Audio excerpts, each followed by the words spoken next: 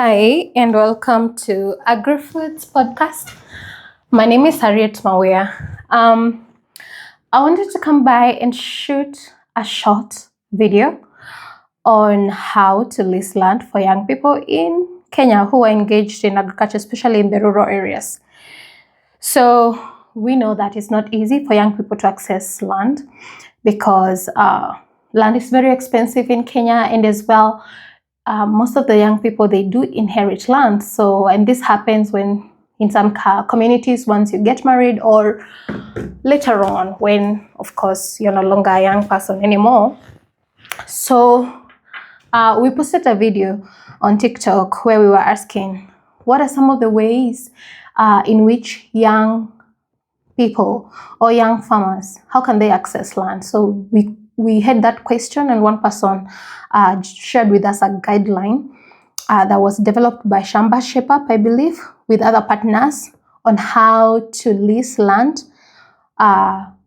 for agricultural land by youth in Western Kenya counties of Kakamega, Siaya, Bungoma, Vihiga, and Kisumu. So it's a guideline for leasing of agricultural land. I believe it can be applicable in other counties as well. And so the reason for this video is to showcase this guideline. I will definitely attach the link to this guideline. If you come across this video on YouTube or TikTok or whichever platform, I'll ensure to attach the link for this guideline so that you can look into it. I found it very informative, and as well, it describes step by step what you need to do to lease land in a way that is amicable.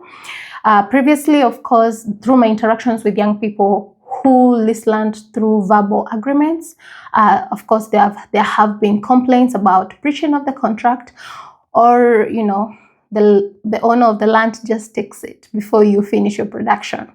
When they see that the crop that you have put is doing very well, they also want to put their own crop. Yet, you had agreed verbally that you would take the land for a particular period.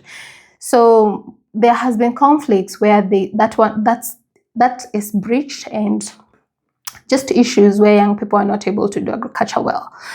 So this guideline helps you not to get into those challenges, and it showcases you step by step what you need to do to ensure that you don't get into those challenges. And that's the main purpose for the guideline. So once you get a hold of it, look into it, it defines everything that you need to know on that. And on my end, I'll just take you through the procedure for leasing, which is a 5-step procedure that they highlight. And I hope you'll be able to capture it. And as well, I'll take you very quickly through that. And then you can look into the document yourself. So of course, the first step they say is that find the piece of land. So identify the piece of land that you really want to lease. The second step, of course, is do your due diligence. Make sure that you know the owner of that land. And there are different ways in which you can ensure that the rightful owner of that land is who, by, for instance, looking into the title deed, requesting for a title deed to see. If, for instance, it's a leasehold kind of piece of land, you can request for certificate of lease. You can as well get an affidavit to prove that the said landowner is the rightful owner, and this affidavit can be confirmed by an advocate or a commissioner of oath or any other equivalent authority. So when you're doing your due diligence, ensure that indeed this piece of land belongs to this person. Is it a freehold land tenure, or is it whatever type of tenure it is? On the aspect of tenure, I remember someone mentioning the need to discuss the different types of land tenures that we have in the country, because they're different. The way acquisition of land is probably done in Isiolo could be different with the way it's done in another county, just to mention as an example. So there's a need to know those different types of land tenures that we have in the country. So those are the due diligence aspects that you look into, and many others that they have highlighted here. So that step is to make your intention clear. What exactly do you want to do? Do you want to do farming for a particular crop? Do you want to keep animals? What exactly do you want to do? So make your intention clear so that even the landowner can give you probably more information that would help your venture, or can aid in advising various things that you need to know about the land and all that. And the fourth step is negotiate the terms and the conditions of the lease and agree on the rent. So of course you'll have to pay the rent. This depends on the amount that you have agreed upon, and also on the periods. Could be a monthly, could be yearly, could be quarterly, depending on what you agree on. So make sure you negotiate those terms and have those conditions put in place. The fifth and the last step, which is the most important one, I think, is have a written agreement. Enter a written agreement. So once you have a written agreement, make sure you have witnesses, for instance, who can, of course, witness the agreement and sign. You can include or involve family members as well, or next of kin. Just don't make sure it's a secret kind of thing. Make it open to people who matter to you, so that when there is a conflict that arises, you're able to solve that amicably. Again, the same guideline showcases you the responsibilities and obligations that you as the tenant has, and also the landowner, and as well the collective responsibilities that you do have. It goes ahead to also showcase, in case there is a conflict, how to manage that, and as well how the different land restricted from leasing. Remember the issue of due diligence, looking into the land type?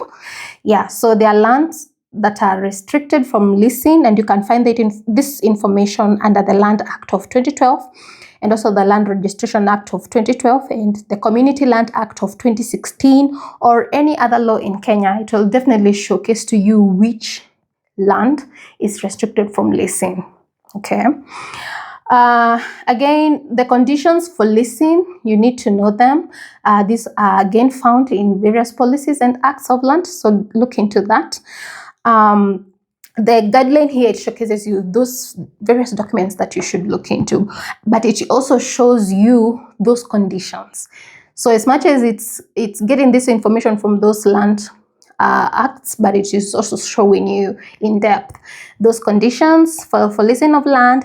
And as well, the other part I see is they provide a QR code where you can access a land lease agreement form.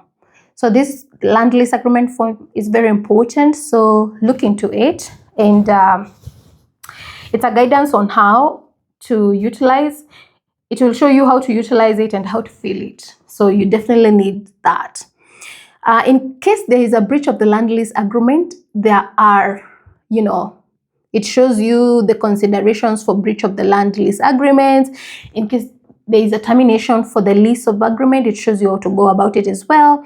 So it's a very nice guideline that will help you not to get into the trouble of, issues with, renting land in Kenya, where, someone told you to use this verbally, and all of a sudden they want the land back, and probably you've not gotten your returns from whatever you were doing, farming and all that. So definitely get a hold of that. I encourage many young people who really want to do large-scale farming to lease land. I have a few young people that I know that are leasing land, and they're doing well. They're doing the agriculture production, and they had to have a written agreement on how to do this, how to have this arrangement of leasing land. So get a hold of this guideline. As I mentioned, I'll make sure I attach it in whichever platform you come across it, and I'm sure it will be very beneficial to our young people who we really want to see do agriculture. And this is one way of being able to access land to do agriculture.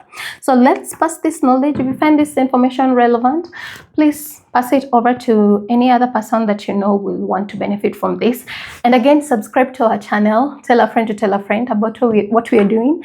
And let's share information. Let's build a community where we share and pass information that is very relevant to our young people in our society, so that we can increase production in agriculture, and as well have many young people join different nodes or value chain for different crops of agriculture. So that's all I had to come here and talk about. And thank you for stopping by. I'll see you in the next video. Bye.